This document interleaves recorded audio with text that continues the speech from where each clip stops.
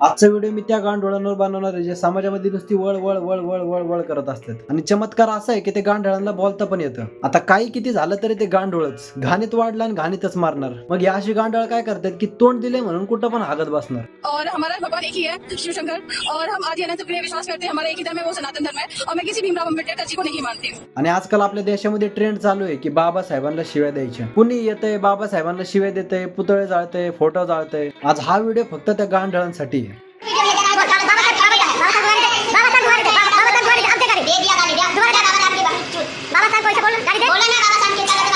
कसं आहे, एखाद्या माणसाला शिव्या देण्याआधी त्याचं आयुष्य, त्याचं चरित्र वाचून घ्यायचं असतं, त्याचे कष्ट जाणून घ्यायचे असतात। पण आपल्या इथल्या गांढळांना ते थोडी जमतं। ज्या माणसाला तुम्ही शिव्या देता ना, त्याच माणसामुळे तुम्ही आज रस्त्यावर फिरू शकताय, बिनघोर देशाच्या कुठल्या पण कोपऱ्यात जाऊ शकताय, तुमच्या आमच्या आई बहिणी मानवरती करून समाजात जे फिरू शकतात ना, ते फक्त त्या माणसामुळे। अजून ऐका, तुम्ही ज्या शिव्या देता ना, त्या शिव्या देण्याचा अधिकार पण त्या माणसामुळे आहे तुम्हाला। नाहीतर तुमच्या सारख्या गांडुळांच्या समाजात काय लायकी आहे? तुमच्या कामाचा टाइम 8 तास आहे ना, तो पण फक्त त्या माणसामुळे आहे। नाहीतर रगडायला लागला असतं 13-13, 14-14 तास।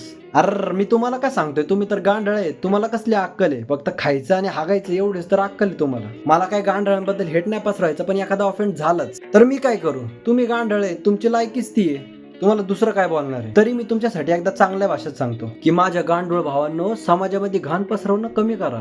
कसं आहे, एकतर समाजाला आधीच तुमची गरज नाहीये, तुम्ही स्वतःच्या आई बापाला तर काय देऊ शकले नाहीत, पण चाललेत समाज वाचवायला। चला, बाय बाय।